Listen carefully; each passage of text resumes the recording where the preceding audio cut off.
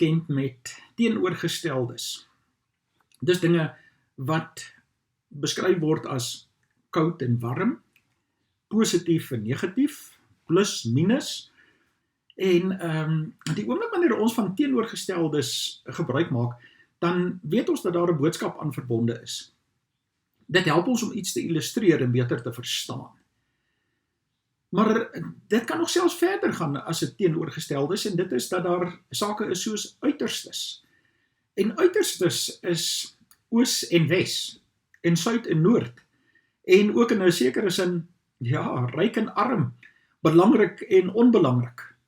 Waar dit met teenoorgesteldes is, dat wat jy warm en koud kry, dat jy daarom nog ergens lou sal kry, en hoog en laag, dat jy iets so tussenin nog sal kry, is dit so dat 'n mens, wanneer jy met uiterstes te doen het, eintlik die boodskap moet kry om te sê, wanneer gepraat word van oos en wes, en suid en noord, die windrigtings, oos gaan nie by wes uitkom nie, en suid gaan ook nie by noord uitkom nie.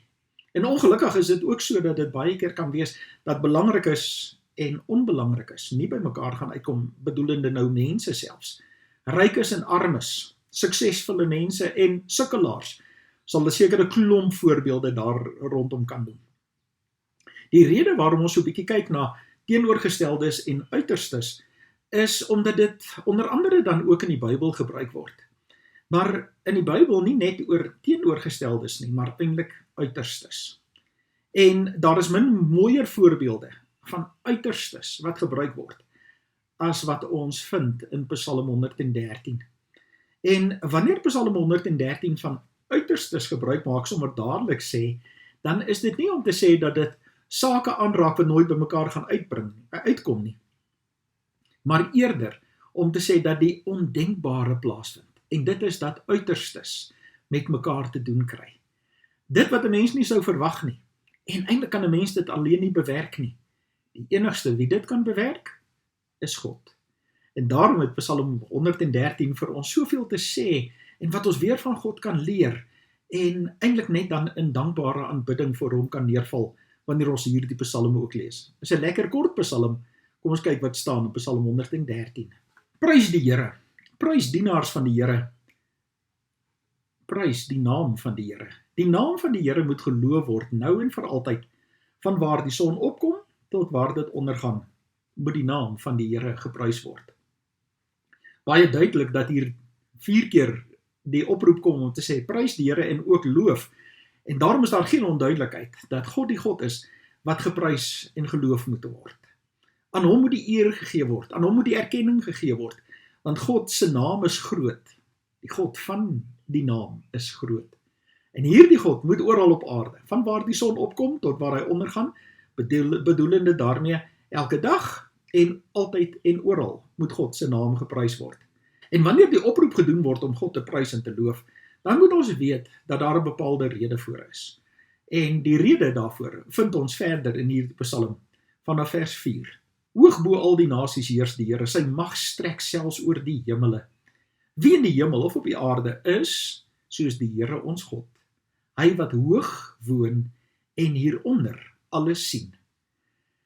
Hierdie psalm kry dit reg om nie net van teenoorgesteldes gebruik te maak nie, maar werklik van uiterstes, wat die meer intensiewe vorm daarvan is. Want wie is dit wat dan hoog bo die nasies heers? Hy wat sy mag strek tot in die hoogste hemele, wat totaal anders is as wat mense. Maar wie in die hemel of op die aarde word in vers 5 en 6 gevra, is soos die Here wat hoog woon en hieronder alles sien.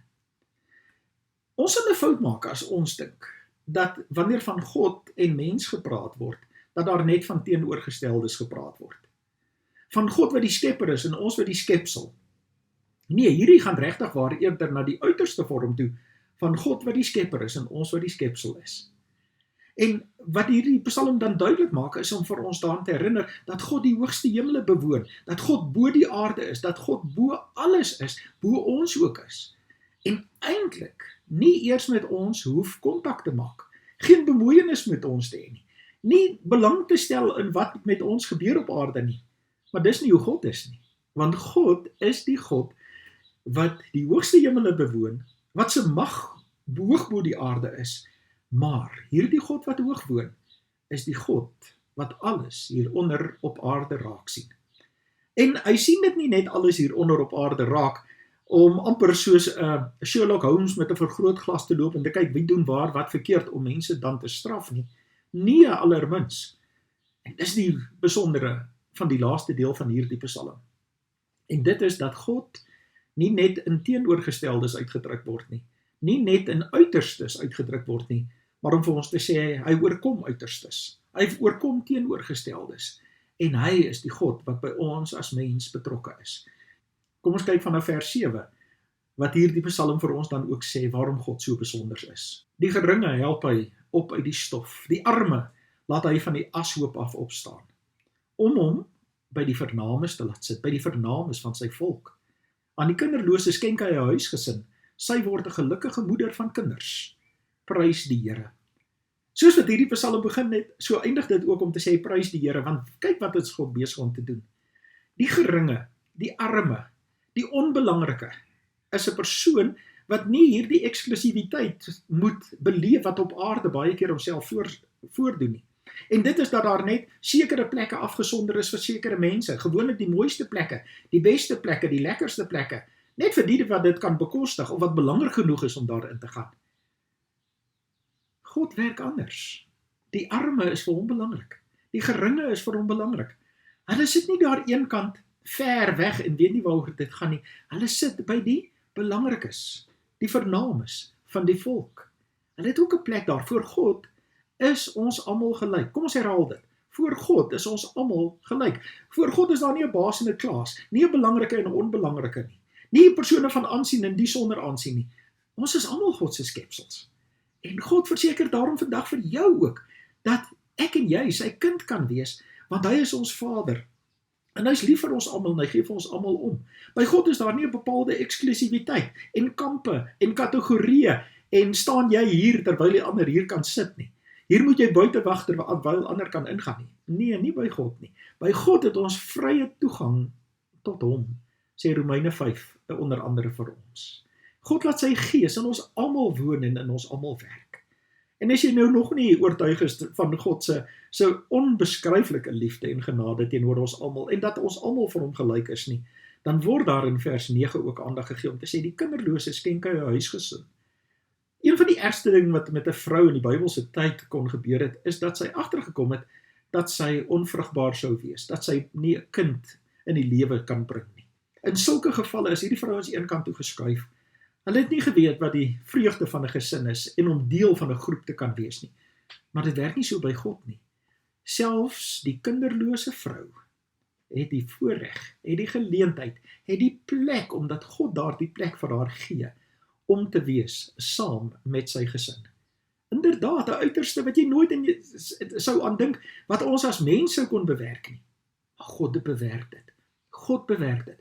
Daarom sê Psalm 113 vandag weer vir ons, daar is geen kategorieë nie, daar is geen grense nie, daar is geen afsonderlike afdelings waarin kinders van die Here geplaas word nie.